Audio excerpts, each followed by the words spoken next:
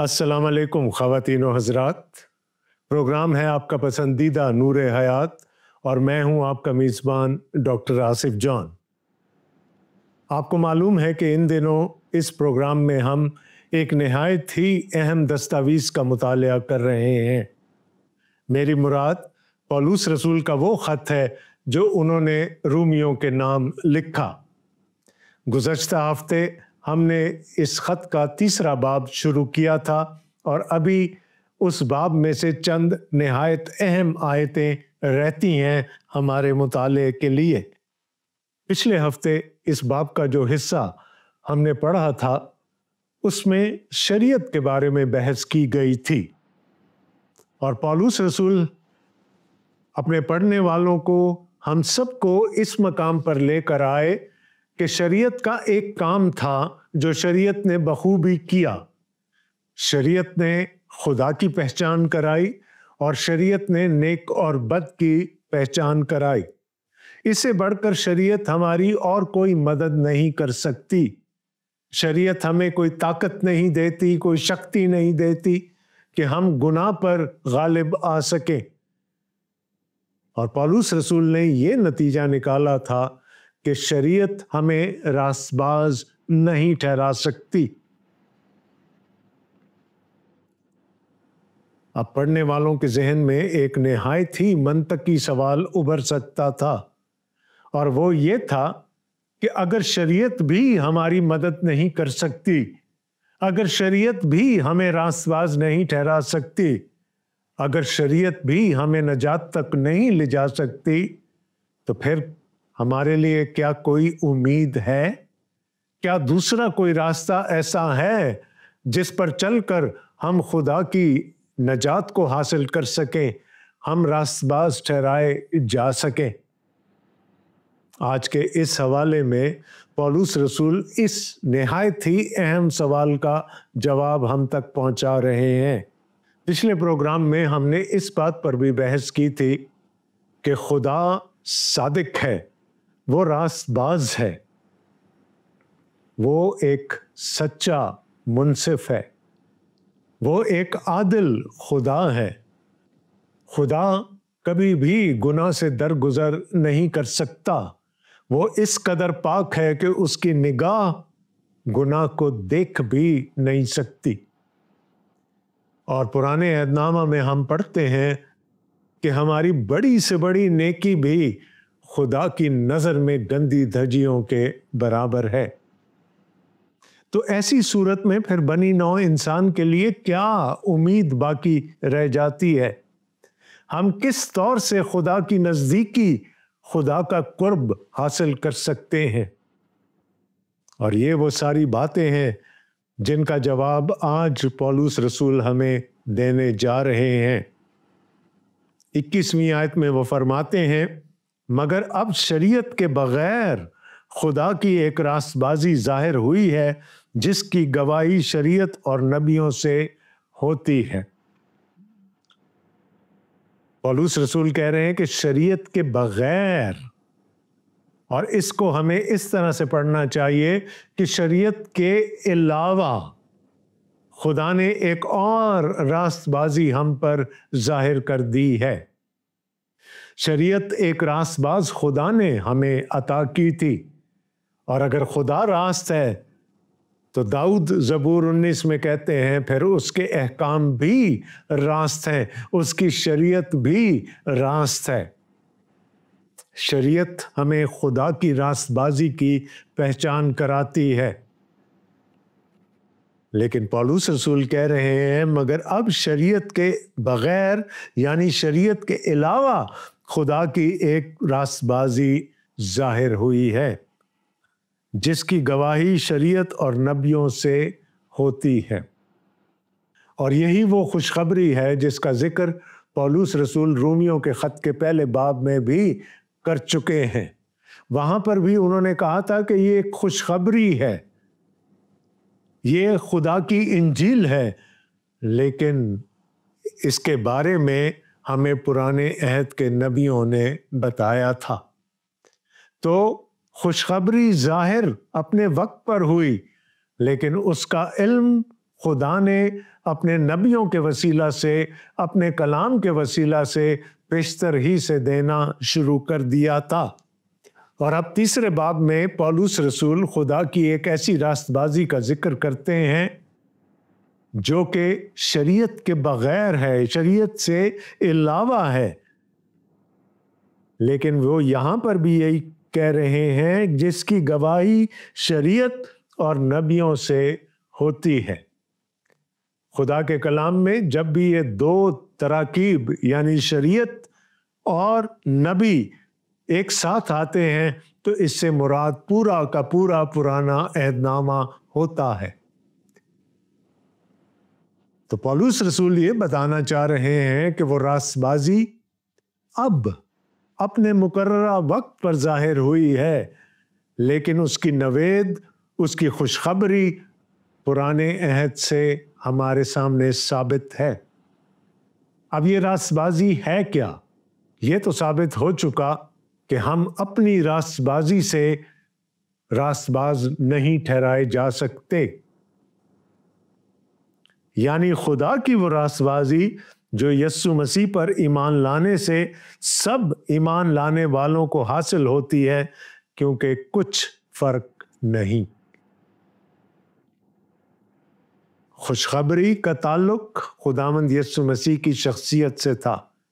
یہ وہی خوشخبری ہے جو اس راست بازی کی صورت میں ظاہر ہوئی ہے، اور اس کا محور بھی خداوند یسوع مسیح کی ذات اقدس ہے۔ یعنی خدا کی وہ راست بازی جو یسوع مسیح پر ایمان لانے سے سب ایمان لانے والوں کو حاصل ہوتی ہے۔ پہلی بات، یہ راست بازی خداوند یسوع مسیح کے وسیلہ سے ہے، اور دوسری بات، یہ راست بازی ہمیں ایمان لانے سے حاصل ہوتی ہے۔ یعنی خداوند یسوع مسیح کی ذات پر ایمان لے کر آنا، اس کے نام پر ایمان لے کر آنا، اور اس کی راست بازی کو اپنی زندگیوں میں قبول کر لینا۔ اور پولس رسول کہہ رہے ہیں کچھ فرق نہیں، اور اس کے آگے جو آیت ہے وہ شاید سب کو زبان زد عام ہو، اس لیے کہ سب نے گناہ کیا اور خدا کے جلال سے محروم ہیں۔ یہ نتیجہ ہے اس ساری بحث کا جو اس سے پہلے 2.5 ابواب میں ہو چکی ہے۔ سب نے گناہ کیا، سب خدا کی عدالت کے، خدا کے غضب کے سزاوار ہیں، اس لیے کہ سب نے گناہ کیا اور خدا کے جلال سے محروم ہیں۔ خدا کے جلال سے محروم ہیں یعنی خدا کی حضوری سے محروم ہیں۔ گناہ کی حالت میں کوئی شخص خدا کی حضوری میں جا نہیں سکتا، اور یہاں پر لکھا ہے مگر اس کے فضل کے سبب سے اس مخلصی کے وسیلہ سے جو مسیح یسوع میں ہے مفت راست باز ٹھہرائے جاتے ہیں۔ یاد رہے بات شروع کہاں سے ہوئی تھی کہ اگر شریعت بھی ہمیں بچا نہیں سکتی تو پھر کیا ہمارے لیے کوئی امید ہے؟ اور پولس رسول کہتے ہیں ایک بڑی امید ہے، ایک قوی امید ہے ہمارے پاس، اور وہ کیا ہے؟ مگر اس کے فضل کے سبب سے، اس مخلصی کے وسیلہ سے جو مسیح یسوع میں ہے مفت راست باز ٹھہرائے جاتے ہیں۔ 3 باتیں بتا رہے ہیں وہ ہمیں اس آیت میں۔ سب سے پہلی بات، یہ خدا کا فضل ہے۔ یہ راست بازی جو خدا ہمیں دینے جا رہا ہے یہ اس کا فضل ہے، اور فضل ہمیشہ انمیرٹڈ فیور کو کہا جاتا ہے۔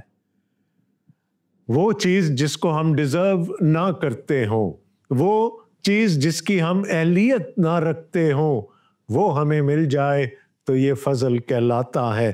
تو یہ خدا کے فضل کے سبب سے ہے،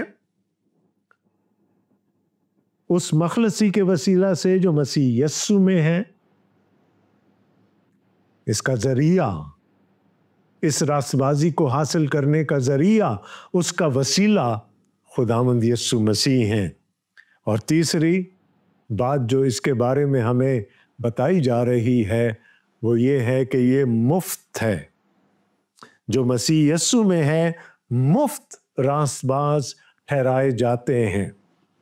ہمیں اس کی کوئی قیمت نہیں چکانی پڑتی، ہمیں اس کا کوئی ہرجانہ نہیں دینا پڑتا، ہمیں اس کا کوئی بیانہ نہیں دینا پڑتا، ہمیں اس کا کوئی کرایہ نہیں دینا پڑتا۔ یہ مفت ہے، یہ خدا کا فضل ہے۔ کیونکہ ہم انسان ہوتے ہوئے، اور پولس رسول فیصلہ پہلے ہی 23ویں آیت میں دے چکے ہیں کہ سب نے گناہ کیا اور سب خدا کے جلال سے محروم ہیں، اور کسی میں اتنی سکت نہیں، کسی میں اتنی ہمت نہیں، کسی میں اتنی قابلیت نہیں، کسی میں اتنی لیاقت نہیں کہ وہ اپنے بلبوتے پر خدا کی یہ راست بازی حاصل کر پائے۔ اور خدا نے یہ فضل کر دیا کہ اس کو ہمارے لیے مفت دستیاب کر دیا۔ لیکن اس کو اس طرح سے نہ سمجھیے گا کہ اس کی کوئی قیمت نہیں، یہ نہایت بیش قیمت ہے، ملتی مفت ہے، لیکن اس کی ایک بہت بڑی قیمت چکائی جا چکی ہے۔ اور چونکہ وہ قیمت پہلے سے چکائی جا چکی ہے، اس لیے اب ہمیں کسی قسم کی کوئی قیمت چکانے کی ضرورت باقی نہیں رہی۔ پولس رسول کہتے ہیں اسے خدا نے اس کے خون کے باعث ایک ایسا کفارہ ٹھہرایا جو ایمان لانے سے فائدہ مند ہو، تاکہ جو گناہ پیشتر سے ہو چکے تھے اور جن سے خدا نے تحمل کر کے طرح دی تھی، ان کے بارے میں وہ اپنی راست بازی ظاہر کرے۔ اسے خدا نے اس کے خون کے باعث ایک ایسا کفارہ ٹھہرایا۔ اس بات پر ہم پچھلے پروگرام سے بحث کرتے چلے آ رہے ہیں کہ خدا کے عدل کا تقاضا یہ ہے کہ گناہ اور گناہگار کو اس کی عدالت میں لایا جائے اور وہ خدا کے غضب کے نیچے آئیں۔ یہ خدا کے عدل کا، یہ اس کے انصاف کا تقاضا تھا، لیکن خدا نے اس کے لیے ایک ایسا انتظام کر دیا کہ وہ عادل بھی رہے، وہ منصف بھی رہے، اور وہ ایک فضل کرنے والا خدا بھی ہو۔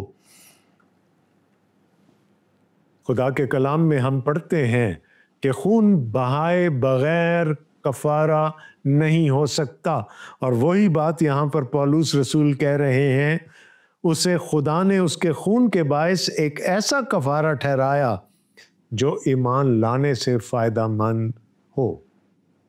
یہاں پر ایک لفظ آ گیا کفارہ، اور یہ لفظ کفر سے نکلا ہے، اور کفر کے معنی ہوتے ہیں ڈھانک دینا، چھپا دینا۔ اور اس کی نہایت ہی خوبصورت تعریف داؤد کرتے ہیں زبور 32 میں، اور اس کی پہلی آیت میں وہ کہتے ہیں مبارک ہے وہ جس کی خطا بخشی گئی اور جس کا گناہ ڈھانکا گیا۔ کفارہ کے معنی ہے ڈھانک دینا، چھپا دینا۔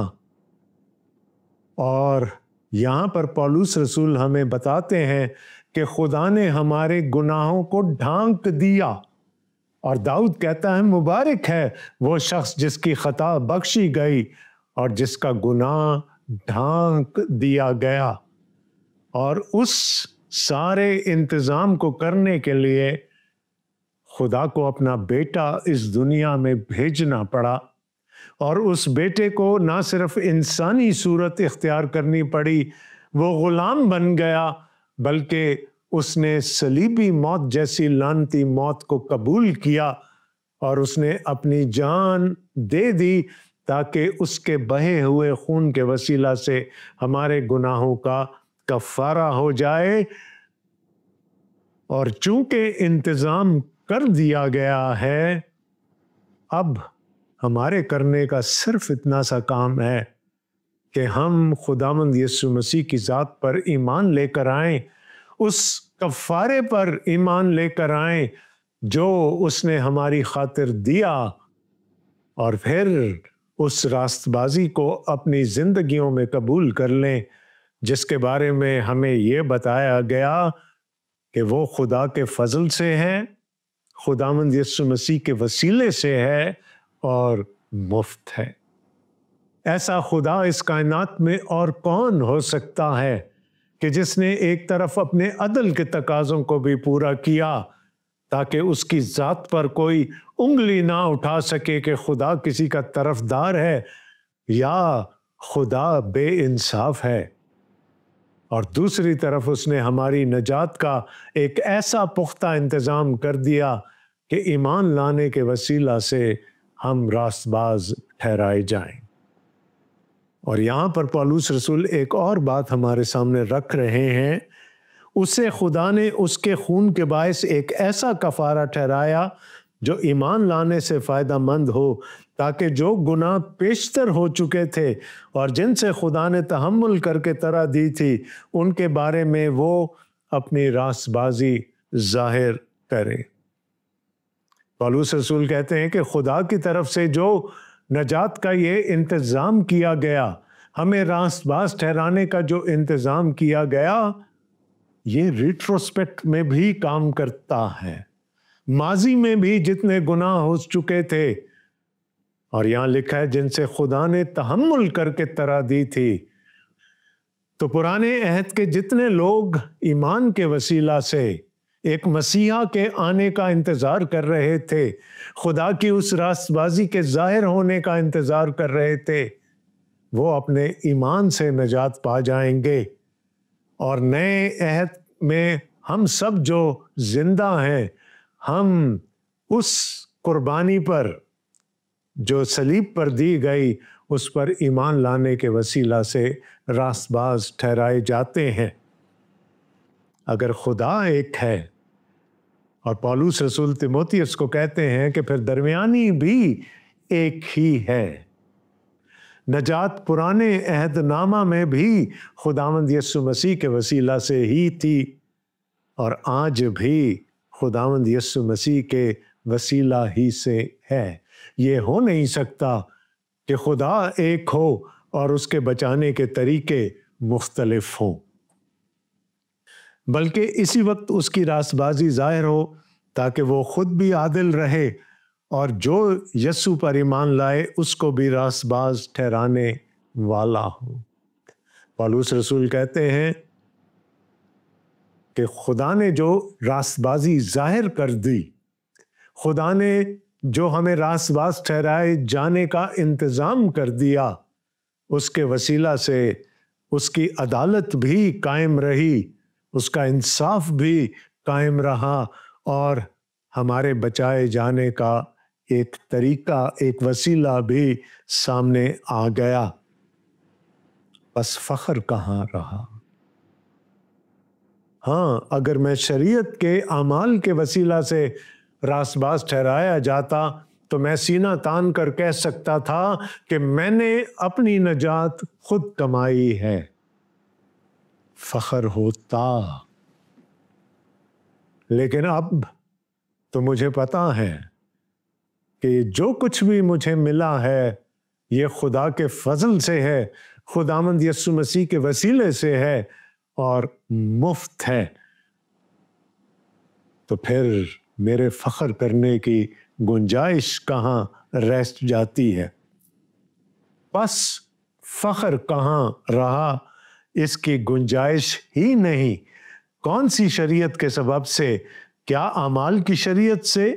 نہیں، بلکہ ایمان کی شریعت سے۔ مجھے راست باز ٹھہرانے کے لیے خدا کو ایک بھاری قیمت ادا کرنی پڑی، اور آج اسی کے وسیلہ سے میں مفت میں راست باز ٹھہرایا جاتا ہوں۔ مجھے کسی قسم کی کوئی قیمت نہیں چکانی پڑتی، کوئی دام نہیں دینا پڑتا، لہٰذا میرے فخر کی کوئی گنجائش نہیں رہتی۔ اعمال کی شریعت سے मैं कभी भी रास्तबाज नहीं ठहर सकता था, लेकिन खुदा ने एक ऐसा इंतज़ाम कर दिया कि मैं और हम सब आज उसकी इस रास्तबाजी में शरीक हो सकते हैं। पौलुस रसूल इस बाब में ज़्यादातर बात यहूदियों से कर रहे थे, यानी वो यहूदी जो अब मसीही हो चुके थे, लेकिन वो अपने यहूदी होने के फ़ख्र को अपने साथ कलीसिया में भी ले आए थे, और वो उन यूनानी नजाद मसीहियों पर जो कि दूसरे मज़ाहिब से कलीसिया में आए थे रोब झाड़ते थे कि उनको फ़ौक़ियत हासिल है, उनको फजीलत हासिल है, वो अब्राहम की औलाद हैं, उनके पास खुदा की शरीयत है और वो खुदा के साथ अहद में शरीक हैं, जिसका निशान वो अपने बदन पर लिए फिरते हैं, यानी कि खतना। पौलुस रसूल ने एक एक करके सब चीज़ों को साइडलाइन कर दिया। उसने कहा यकीनन खुदा के घर में यहूदी को बड़ी फ़ौक़ियत हासिल है, बड़ी फजीलत हासिल है, लेकिन क्या खुदा गैर कौमों का नहीं है? या क्या गैर कौमों का खुदा कोई और है? और इसी पर वो आगे चलकर बात करते हैं, क्या खुदा सिर्फ यहूदियों ही का है, गैर कौमों का नहीं? बेशक गैर कौमों का भी है।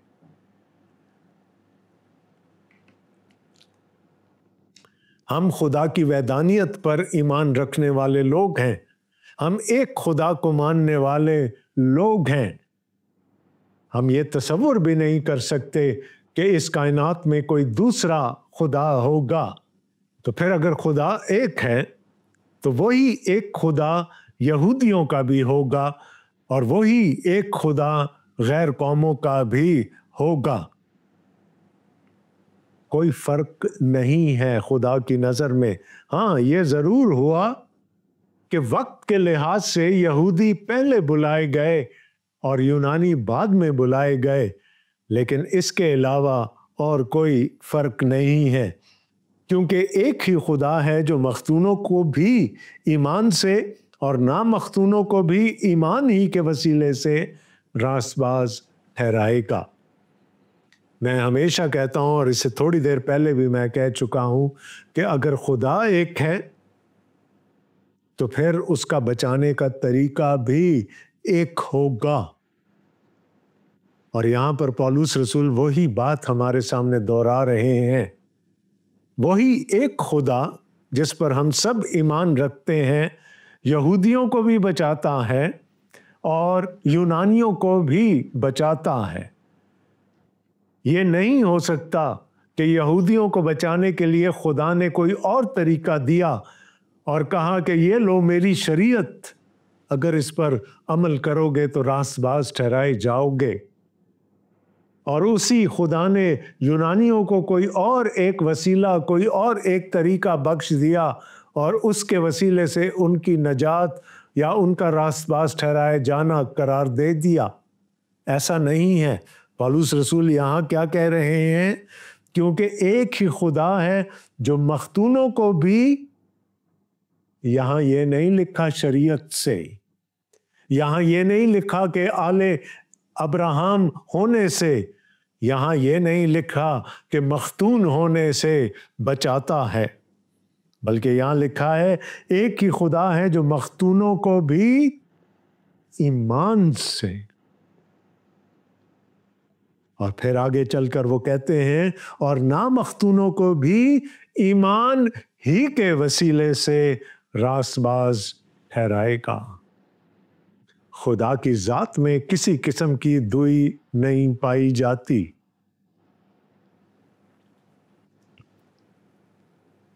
वो एक खुदा है, उसका बचाने का तरीका भी एक ही है। और अगर वो तरीका गैर कौमों के लिए है तो वही तरीका यहूदियों के लिए भी है। और पौलुस रसूल कैटेगोरिकली हमें बताते हैं कि यहूदी भी ईमान लाने के वसीला से बचाए जाते हैं और यूनानी भी उसी तरह से वैसा ही ईमान लाने से बचाए जाते हैं। और ईमान का महवर भी एक है, और उस ईमान का महवर है खुदावंद यीशु मसीह। यहूदी भी उस पर ईमान लाने के वसीला से बचाए जाएंगे और यूनानी भी उसी एक खुदावंद पर ईमान लाने के वसीला से बचाए जाएंगे। इसमें ना वक्त की कोई कैद है, ना ज़मानो मकान की कोई कैद है, शर्त ईमान है। खुदा के फजल से ईमान खुदावंद यीशु मसीह पर ईमान के वसीला से मुफ्त रासबाज ठहराए जाते हैं। 31वीं आयत में पौलुस रसूल कहते हैं, बस क्या हम शरीयत को ईमान से बातिल करते हैं? हरगिज नहीं, बल्कि शरीयत को कायम रखते हैं। कहा कि अगर रासबाज ठहराया जाना ईमान के वसीले से है तो क्या शरीयत बातिल करार दे दी गई? पौलुस रसूल कहते हैं हरगिज नहीं, बल्कि ईमान शरीयत को ही अपहोल्ड करता है। वो जो ईमान लेकर आते हैं, यर्मिया नबी का सहीफा हमें बताता है कि शरीयत उनके बातिन में, उनके दिलों पर लिख दी जाती है। बगैर ईमान के शरीयत पर अमल करना नामुमकिन है। हम सिर्फ ईमान के वसीला से ही शरीयत के सारे तकाज़ों को पूरा कर सकते हैं। पौलुस रसूल हमें बताते हैं कि ईमान बातिल नहीं करता शरीयत को, बल्कि शरीयत को अपहोल्ड करता है। गहरी बातें हैं, थोड़ी सी मुश्किल बातें हैं, लेकिन अभी ये बातें जारी रहेंगी अगले आने वाले चंद अब्वाब में। पौलुस रसूल इसी हवाले से अभी हमारे साथ मज़ीद बातचीत करेंगे और हम भी उससे लुत्फ़अंदोज़ होंगे, लेकिन आपको इंतज़ार करना पड़ेगा प्रोग्राम नूर हयात के अगली किस्त का। तब तक के लिए खुदावंद आपको अपने हिफ्ज़ व अमान में रखें। आमीन। अपने मेज़बान डॉक्टर आसिफ जॉन को इजाज़त दीजिएगा। खुदा हाफिज़।